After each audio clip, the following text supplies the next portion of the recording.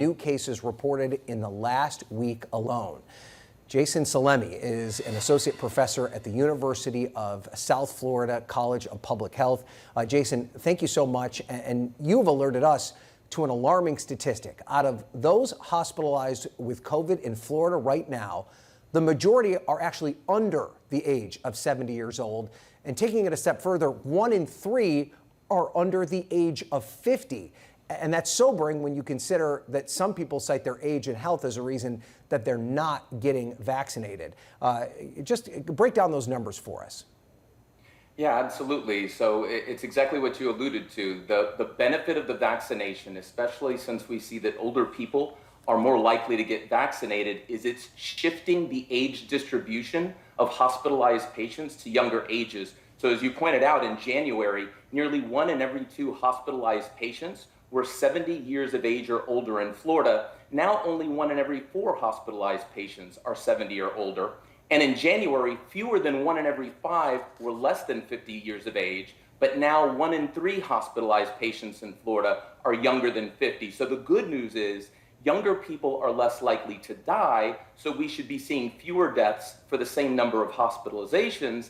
But the really bad news is, even though we're seeing this age distribution shift, hospitalization rates are increasing dramatically for every age group. And I want to put some numbers to that because this is really important. Florida, just based on data from the federal government yesterday, had more than 7,400 confirmed COVID-19 hospitalizations in the past 7 days. That's over 1,000 hospitalizations per day. It's a 141% increase from 2 weeks ago, and it's a quadrupling from just 1 month ago. It's the most we've had since January 19th, where we didn't have much of a benefit of the vaccinations. And Florida now has the highest 7-day confirmed COVID-19 admission rate in the entire country after adjusting for population size, and we're second highest in pediatric hospitalization. So I've heard a lot of the context that Florida makes up only 7% or less than 7% of the entire population, yet we make up more than 20% of all new cases. Well, we make up 22% of all new COVID-19 hospitalizations in the nation. So some stark numbers that we need to do something about. All right, well, that brings us to your governor. He's encouraging people to get vaccinated, but he's made it clear that he will not impose another lockdown. Take a listen.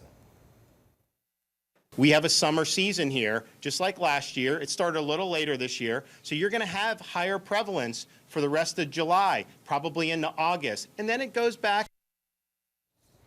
You know, after you outlined all those numbers to us, what is your response to the governor? Just saying that this is a fluctuation, no different than what we saw last year. It's just a seasonal thing. Is he analyzing the data correctly? Well, I think this is very different from last summer, and the Delta variant is one of the main differences. We talked a lot about the R naught, the degree to which one person who gets infected can infect other people. Last summer, it may have been 1 or 2. But now the Delta variant is 6 to 8, so one infected person can infect another 6 to 8 people. So it's a very different thing that we had. And look, I've seen a lot of painting states or communities with a very broad brush regarding the actions we're going to take, and it's often based on who our governor or local leader is. It's important to realize that Florida has never had a statewide mask mandate, and still many people throughout the pandemic were wearing masks, socially distancing, and making their own decisions to protect themselves, their loved ones, and their community. So regardless of whether it's mandated or not, when I go into public settings, I choose to wear a mask. That's not to protect me. As a fully vaccinated person, I have peace of mind knowing that even if I get infected, I'm unlikely to get severely ill, but I do know the danger to other people around me, many of whom may be unvaccinated. And so I know we need an all-hands-on-deck approach to tackling the issue in Florida. And so the good news is we've done it in the past. I feel like people will hunker down. And to be honest, I love that people are preaching vaccinations, but it can't just be vaccinations. Even if of the over 8 million people in Florida of vaccine-eligible age who have not been fully vaccinated, let's say 4 million go out and get vaccinated tomorrow, they're still not going to be fully protected for 5 to 6 weeks. So it can't just be vaccinations. We've got to hunker down, and especially when in indoor settings, we have to wear a facial covering, socially distance, and try and do as many things outdoors as possible, even though I know the Florida heat makes that a big challenge. Okay, Jason Salemi, thank you so much for your perspective. We appreciate you being here. Next, absolutely. Thank you for having me. And next, a stunning upset at the Olympics. We'll take you live to Tokyo.